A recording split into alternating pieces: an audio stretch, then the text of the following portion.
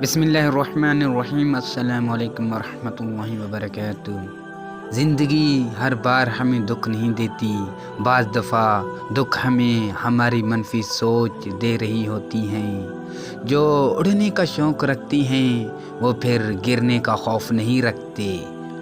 جس طرح کھولتے ہوئے اور ابلتے ہوئے پانی میں سے عکس نہیں نظر آ سکتا، بالکل اسی طرح ہنگامہ آرا اور پریشان حال ذہن میں بھی الجھن کا حل نہیں نظر آ سکتا۔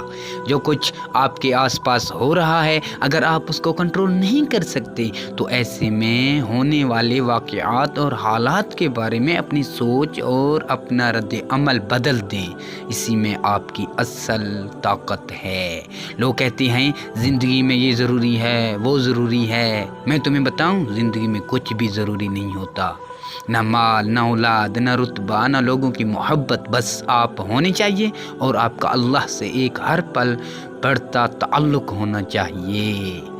غم بھی ایسے ہوتے ہیں، جب زندگی پہ چھا جاتی ہیں نا تو سب تاریک لگتا ہے، لیکن اگر تم اس زمین سے اوپر اٹھ کر آسمانوں سے پورا منظر دیکھو تو تم جانو گی کہ یہ تو ایک ننھا سا ٹکڑا ہے جو ابھی ہٹ جائے گا۔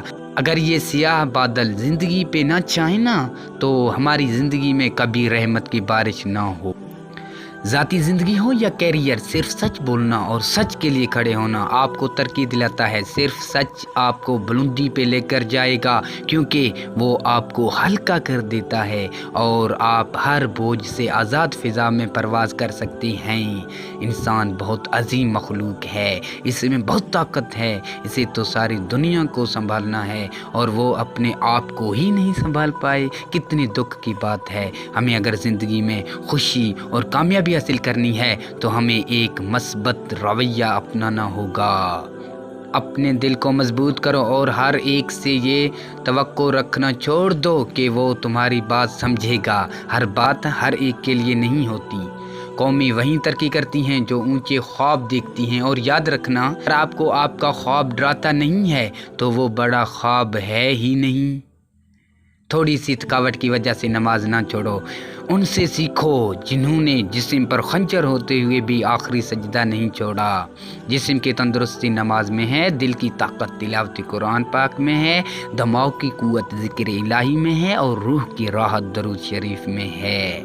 یاد رکھو، دنیا میں ہمیشہ رہنے والا رشتہ اگر کوئی ہے تو وہ ماں کا ہے، جو تکلیف برداشت کرتی ہے مگر اولاد کو سکھ پہنچاتی ہے۔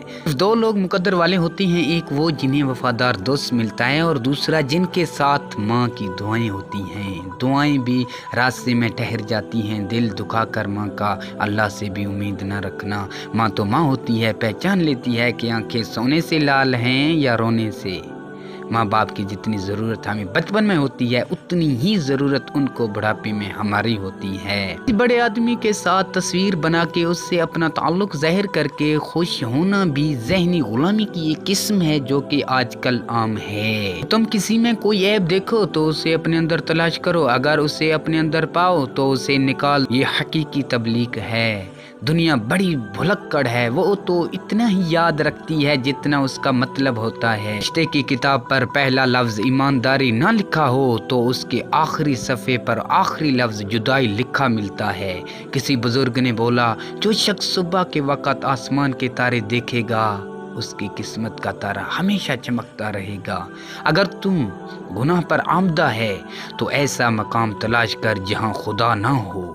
اگر روح کی آواز ہوتی تو ہر گناہ کے بعد ہم کو ہمارے اندر سے رونے کی آوازیں آتی۔ وہ چہرے انسان کو کبھی نہیں بھولتے، ایک مشکل میں ساتھ دینے والا، دوسرا مشکل میں ساتھ چھوڑنے والا۔ ان لوگوں سے کھونے سے ڈرو جن کے نزدیک دوستی کے رشتے خون کے رشتوں سے زیادہ عزیز ہوں۔ وقت کے ساتھ ساتھ بہت کچھ بدل جاتا ہے، لوگ بھی، رشتے بھی، احساس بھی اور کبھی کبھی ہم خود بھی۔ رشتے ضرورت کے ہوں تو کبھی خوشی نہیں دیتے، اور اگر جذبات کی ہوں تو کبھی ساتھ نہیں چھوڑتے۔ کاش کہ لوگ سمجھ سکیں کہ رشتے بنانا اصل بات نہیں، بلکہ اصل بات ان رشتوں کا سنبھالنا ہے۔ مخلص رشتوں کو مجبوریوں میں بھی ضائع نہ ہونے دیں، کیونکہ مجبوری تو ختم ہو جائے گی لیکن رشتے دوبارہ نہیں جڑیں گے۔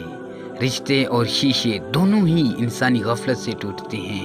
ہمیں یہ یاد رکھنا چاہیے کہ شیشے کا متبادل تو مل جاتا ہے مگر رشتے کا متبادل رشتہ نہیں ملتا۔ ملنا اور بچھڑنا زندگی کا حصہ ہے، لیکن بچھڑنے کے بعد ملنا زندگی کی امید کہلاتا ہے۔ فاصلہ کسی رشتے کو جدا نہیں کر سکتا اور وقت کسی نئے رشتے کی تخلیق نہیں کرتا۔ اگر جذبات سچے ہوں تو رشتے ہمیشہ قائم رہتی ہیں۔ صبر سیکھ لیں، اللہ سب جانتا ہے، وہ جانتا ہے کہ آپ کب کن حالات سے گزرے ہیں۔ یقین کریں وقت بدل جائے گا کیونکہ تبدیلی کائنات کا اصول ہے۔ زندگی میں بعض اوقات کسی پریشانی کا آنا آپ کو بہت سی پریشانیوں سے بچانے کے لیے ہوتا ہے۔ صبر اور نماز سے مدد لیا کرو، بے شک اللہ صبر کرنے والوں کے ساتھ ہے۔ زندگی کی کتاب کے سب اوراق ہمارے مطابق نہیں ہوتے۔ اگر کوئی ایسا ورق سامنے آ جائے جس میں راحتیں نہ ہوں تو صبر کر لینا چاہیے۔ دکھ میں کبھی پچھتاوے کے آنسو مت بہاؤ، بلکہ یہ سوچو کہ تم وہ خوش نصیب ہو جس کو اللہ نے آزمائش کے قابل سمجھا۔ جس مقام پر آ کر برداشت ختم ہو جاتی ہے اسی مقام سے صبر شروع ہوتا ہے۔ بے شک مشکل وقت بتا کر نہیں آتا مگر سکھا کر اور سمجھا کر بہت کچھ جاتا ہے۔ انسان ہمیشہ تکلیف میں ہی سیکھتا ہے، خوشی میں تو پچھلے سبق بھی بھول جاتے ہیں۔ جب تم پر کوئی ایسی مشکل آ جائے جو تیرے بس سے باہر ہو تو صبر کر اور اللہ کی طرف کشائیدگی کا انتظار کر۔ زندگی اس طرح بسر کرو کہ دیکھنے والے تمہارے درد پر افسوس کی بجائے تمہارے صبر پر رشک کریں۔ صبر کا دامن ہاتھ سے نہ چھوڑو کیونکہ ہر کام آسان ہونے سے پہلے مشکل تھا۔ صبر کا گھونٹ دوسروں کو پلانا آسان ہے، خود پیتے ہوئے پتہ چلتا ہے کہ ایک ایک قطرہ کتنا مشکل ہوتا ہے۔